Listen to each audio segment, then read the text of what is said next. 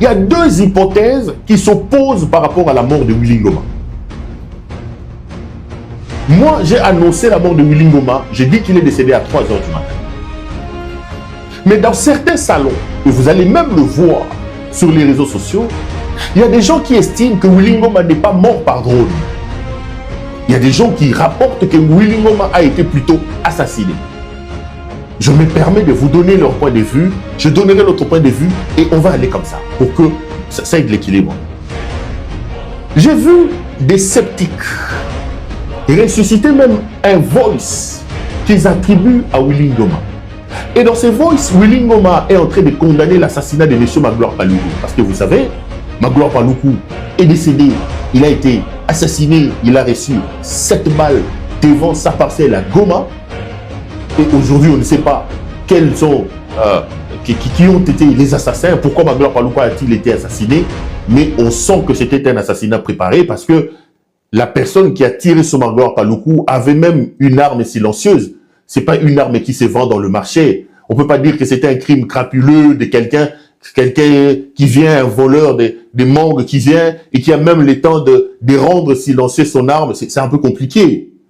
Et la mort de Magloire Paluku a amené à la sortie de certains voices dans lesquels on l'entend se plaindre de certaines choses. Il dit que ce mouvement, les Banyamulenge, les ceux qui ceci, c'est toujours eux qui se retrouvent. Et les détracteurs de l'FCM 23 ont attribué, ont justifié la mort de M. Magloire Paluku par le fait qu'il y a eu des dissensions au sein du mouvement, il y a eu des schismes ou des séparations au sein du mouvement entre d'un côté ce que les détracteurs présentent comme les vrais Congolais, c'est-à-dire les Bantous, etc. Et de l'autre côté, ce que certains disent être les Banyamulenge, etc. Moi, vous connaissez ma position. Pour moi, les Banyamulenge sont Congolais. Je suis en train de rapporter. Ne mettez pas des propos dans ma bouche. Je suis en train de faire un discours direct. Donc, on a dit que c'est ceux-là qui ont porté un coup et qui ont décidé d'éliminer Magloire Paluku parce que Magloire Paluku commençait donc à se plaindre. Et il y a un voice qui est aussi sorti qu'on attribue à Willy Ngoma, dans lequel Willy Ngoma, celui qui est dans les voices, dit que il ne peut pas comprendre que le mouvement décide aujourd'hui de liquider Magloire Paluku.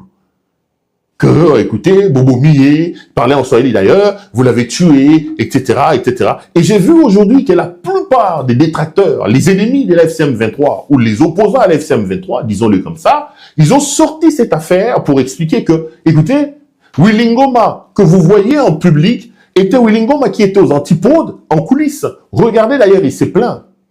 Et ceux-là estiment que Willy Ngoma n'est pas mort hier, que Willy Ngoma aurait été assassiné parce qu'il y avait des dissensions au sein de l'FCM 23. Et ils avancent des arguments. Moi, j'ai parlé avec quelques-uns qui me disent, mais Perrault, réfléchissons un peu. On dit que Willy Ngoma est décédé par drone. Ils proviennent d'où ces drones-là à 3 h du matin? Vous pensez que les drones de M. Tshisekedi, comment Tshisekedi a-t-il pu localiser Willy Ngoma? Comment Tshisekedi a-t-il pu, à 3 h du matin, ils venaient d'où? Ces drones-là ont décollé d'où? Non, Perrault, on nous prend pour des imbéciles. On a tout simplement assassiné notre frère Willy Ngoma parce que Willy Ngoma commençait à entrer en contradiction avec certaines personnes au sein de l'FCM 23 et on rapporte que ce qui est arrivé à Willy Ngoma, c'est exactement la même chose qui est arrivée avec Magloire Paluku. Donc, ceux-là, cette thèse-là, annonce qu'il y a aujourd'hui véritablement des dissensions. Des dissensions au sein de l'FCM 23. Vous savez, lorsque vous êtes dans une marche révolutionnaire, vous êtes adhérent à un mouvement armé,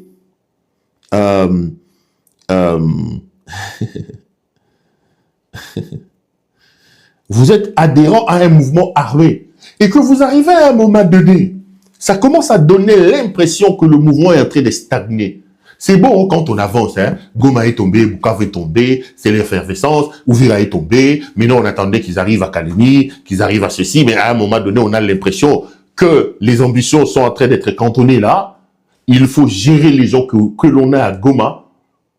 Les dissensions internes naissent du fait qu'il n'y a plus une sorte de focus immédiat, il n'y a plus une sorte d'engouement, il n'y a plus une sorte d'effervescence des villes et des localités qui sont prises.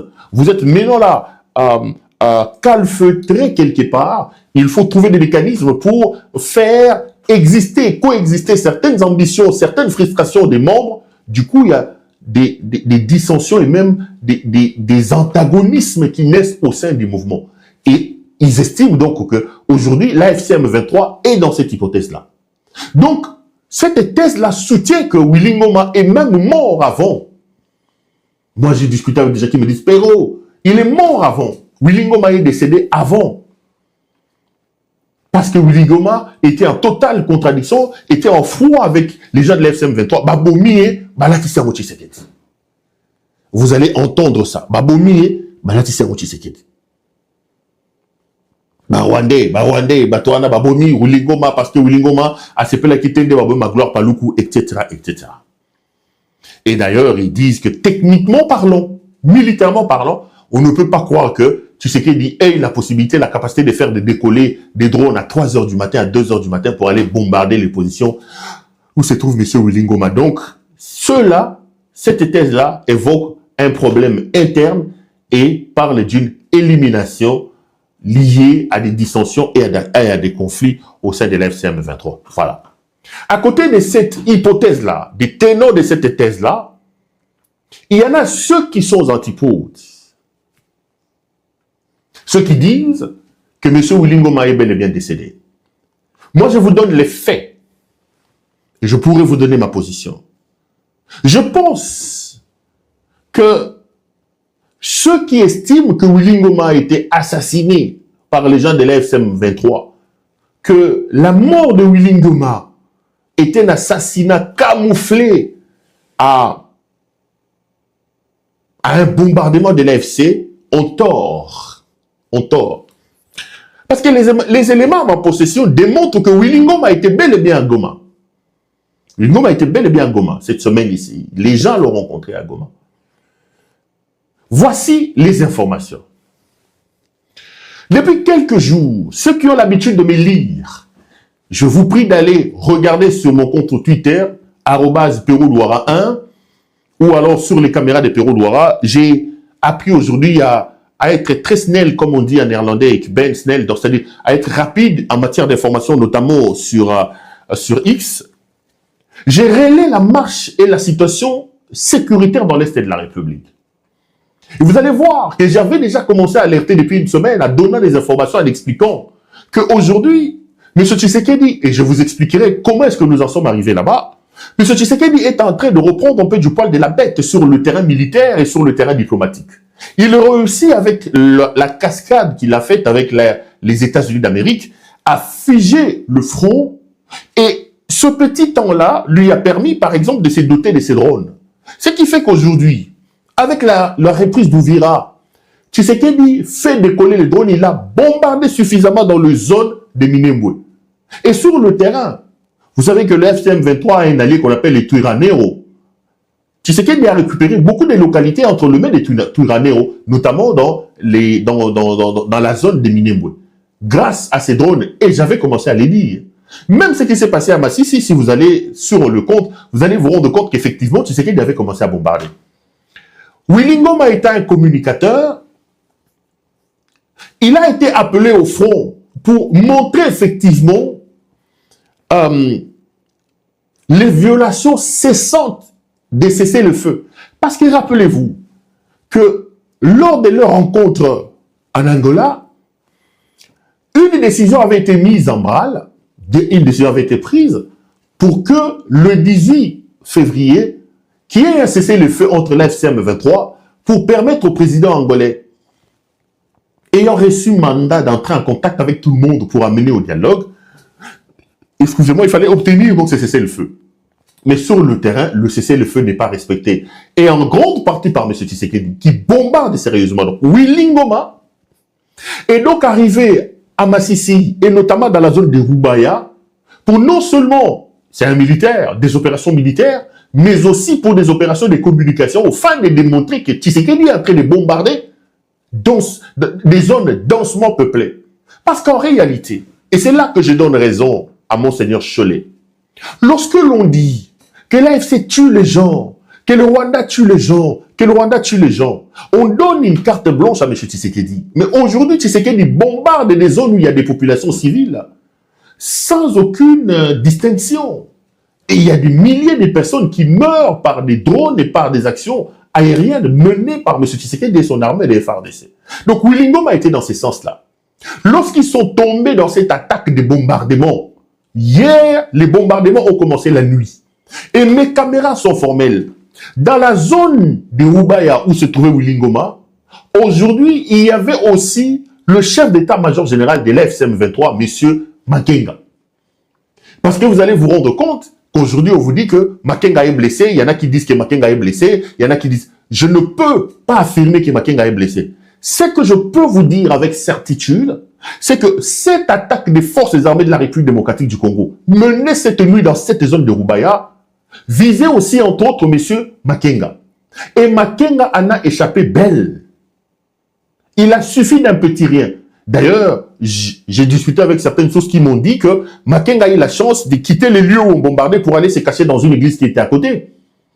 Donc, Sultani Makenga a été aussi parmi les gens qui étaient visés. Et d'ailleurs, jusqu'à tôt ce matin, il ne pouvait pas sortir de sa cachette parce que la zone n'était toujours pas sécurisée sur le plan aérien. D'une certaine manière, ils étaient pris en étau par les drones utilisés par M. Tshisekedi. Donc, si quelqu'un dit que Willy Ngoma est décédé avant, je dis faux.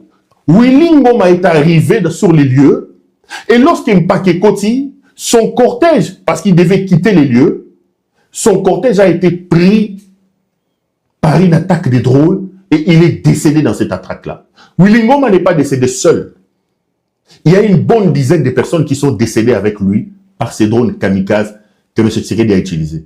Moi, je peux situer la mort de M. Willy Ngoma entre 3h et 4h, parce que les bombardements avaient commencé déjà aux alentours de minuit, etc. Et par que côté Libango, Makenga, Panzani, Makenga, Kimi, etc., etc. Et Willy Ngoma a été touché dans ces bombardements, il est décédé. Et avant de monter sur ce plateau, j'ai vérifié les informations, son corps a déjà été rapatrié à Goma. Donc si quelqu'un vient dire que M. Willy Ngoma a plutôt été assassiné avant, que Willy Ngoma est plutôt victime des actions, des dissensions internes à l'FCM 23, il vous trompe. Je vous donne la vraie information. Ils ont été pris en chasse par les dons de M. Tshisekedi, qui les ont pris en tenaille. Makenga était là. Makenga était parmi les personnes qui ont été visées. Ils ont été encerclés par ces drones et Willy Ngoma est donc décédé. Il se pose maintenant un problème. C'est là que je commence à analyser avec vous. Les drones, comment ont-ils su que dans cet endroit-là, il y avait Makenga, dans cet endroit-là, il y avait Willy Ngoma? Aujourd'hui, il y a des voix qui s'élèvent même au sein de l'FCM 23 et notamment au sein de la population pour poser la question de savoir est-ce qu'ils n'ont pas été trahis? Nous sommes en droit de nous poser des questions. Parce que les drones, pour arriver à bombarder, il faut une certaine géolocalisation.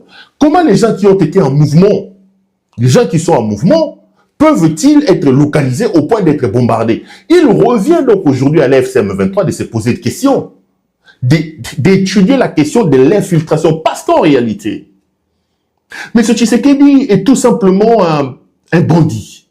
C'est un homme qui est capable d'affamer son peuple. Un homme qui est capable d'affamer son armée, mais un homme qui est vraiment prompt, voilà les mots, un homme qui est prompt à livrer, à donner comment ça s'appelle, à corrompre, vraiment à corrompre. Donc, c'est dans cette zone-là de Rubaya. C'est une zone minière très très importante. Et d'ailleurs, je sais que vous allez dire quel est le lien, mais avant, j'ai aussi vu un grand débat en Belgique ici sur la question des cartes géologiques pour cette affaire. Je vous propose de le regarder. Je reviens sur Willy Ngoma.